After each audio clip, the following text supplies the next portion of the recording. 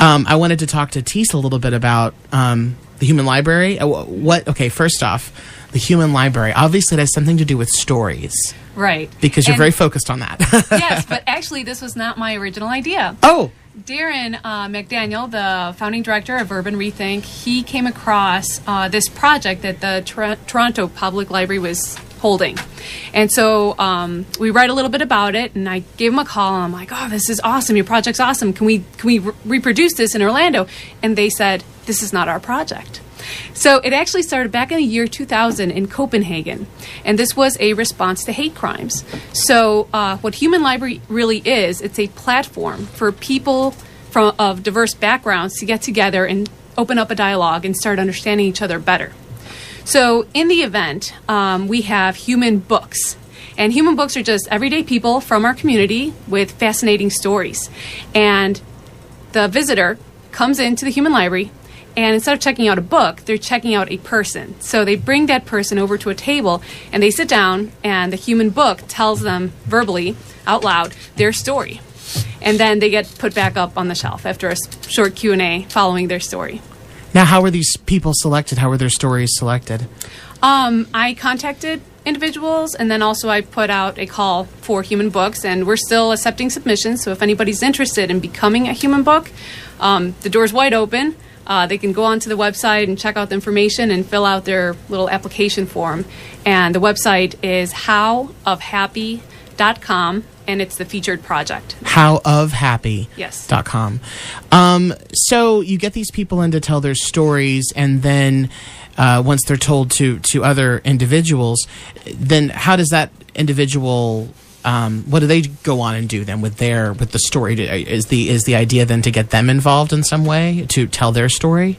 You mean the participant? The participant. Mm-hmm. They have the option. I think I'm going to add in an element where somebody that's just walked in can also turn around and become a human book themselves that very day, or they can just go and check out all the other books. They can spend their 15 minutes just listening to one story and then leave, or they can stay the whole day. We're doing it from 11 a.m. to 7 p.m. and just check out book after book after book, or become a human book themselves. Yeah. Now, what is it about storytelling and people's individual stories? Because I've known you for a while, and you have this empathy towards people, and you love to hear their stories, and you love to find out the background about why people do certain things that they do. Like me, you have this fascination, and I have a radio show for it. But you have these awesome little projects that you do. What is it about listening to other people tell their stories that is inspiring for you or fulfilling for you?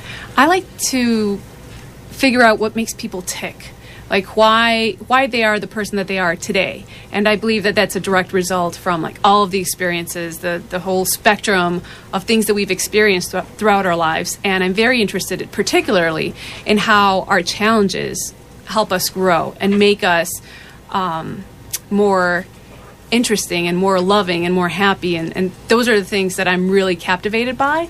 And so I do enjoy listening to people's stories and getting them to share. And I think also the process of openly sharing your story and having other people be a witness to what you've gone through and how you've grown is something that's very powerful and significant, just in having that experience and having that sharing experience as well. What were some challenges that you faced going into this? I think just helping people get to that point where they're brave enough to share openly something that is deeply personal to them, because I think that's what makes stories really great, when people are willing to take a risk, a personal risk, to open themselves up and be a little vulnerable. So I think just approaching different people, I sensed a small fear element, like I'm not sure I want to do this, I'm not sure I want to share that about myself publicly, openly like that. And in talking with them, I think we were able to discover aspects that they were comfortable with sharing, and also they were able to recognize the value that lay in sharing those stories. Yeah, how personal are you asking people to be? I mean, what is the... I'm looking for a spectrum, a wide spectrum. I want people to talk about their challenges and difficulties and things that they've overcome. But if they want to talk about this crazy road trip that they took with their friends, that's totally okay too. And we could have that mix. You know, like when you go to a library, you have just wide array of stories that are, interesting and, mysterious, and some of them are a little depressing and heavy, and other ones are just light and fun. And we have differentiated also 3 different types of books that you can become. You can do an autobiographical, just slice of life, this is an experience I went through, and it could be anything. You could also be a fiction book. So if you wanted to write something totally made up, the only thing is that you have to tell it from the character's point of view, as if you're the character and you're talking about your story and experience. As if it actually happened. Exactly. Gotcha. Or you could also become a reference book. And this is for people that are more on the information side of things and don't feel like they're strong storytellers, but they're like, I know a lot of stuff about this particular topic. So they become a reference book, and somebody can check them out and ask them questions that are particular to that field or topic. Or they can be like, I have no idea anything about this topic. Can you just give me in a nutshell what it's about? And it could be anything from lasers to massage to computers. It could be anything. Do you find that listening to these stories for yourself is cathartic? Yes, actually. And in what way? How? Well, today, for example, I was sitting at Urban Rethink, and I have sessions set up with the people that are going to be human books so that I can answer any questions that they might have, and also to listen to their stories. So I feel like I'm getting the sneak peek. And so I had 3 different people share their stories with me today, and we sat down, and the shortest one was 9 minutes and 8 seconds, and the longest one was 35 minutes and like 17 seconds. Wow. But the stories are pretty much going to stay around 15 to 20 minutes each. So we're going to do some fine tuning on them. But it was really nice to get to know something else, like get to know another layer about a person that you didn't know before.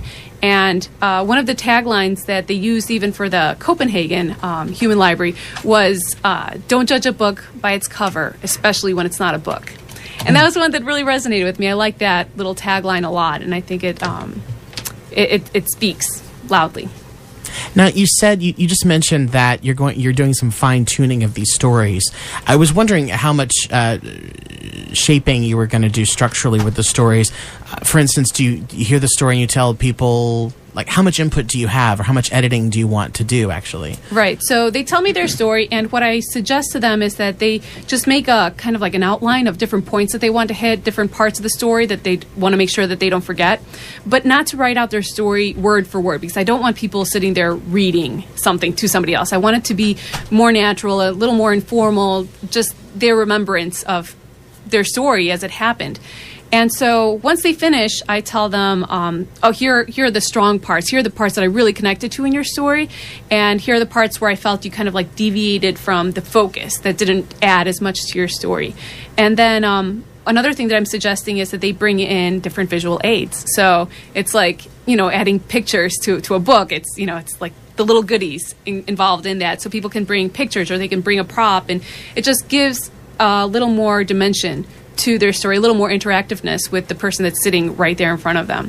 I'm trying not to edit too much, but I do want to keep people focused and help them to develop a story that is captivating and intriguing for the audience. Tisse, I wanted to ask you about the evolution of this into other things, into other projects and things like this. Do you hope that people will take this idea and go elsewhere? What do you hope is sort of the after? What do you hope that people kind of go and do with this afterward? So in my research of the original idea and how it's kind of expanded, is I saw that now it's been done internationally in tons and tons of different countries and many parts of the U.S. But this is the first one that's being done in Florida. And so I was really happy and proud of that. And so I'm hoping that maybe now it'll inspire other cities within Florida to do their own. And I think that's what's really cool about this project, that anybody who's inspired by it can put on their own version and bring their community together to share and open up. Also, on a side note, and personally, I'm really intrigued about the idea of doing a digital human library. So during Human Library, I'm going to take all of my human books at one point and record them, videotape them, telling their stories to the video camera, so that then we'll have their stories on file. And who knows, it might expand. Maybe we'll just do, the people that show up that day and the human books that I have from this point. Or maybe we can find a way of expanding that and having that digital library grow as well. That reminds me of StoryCorps.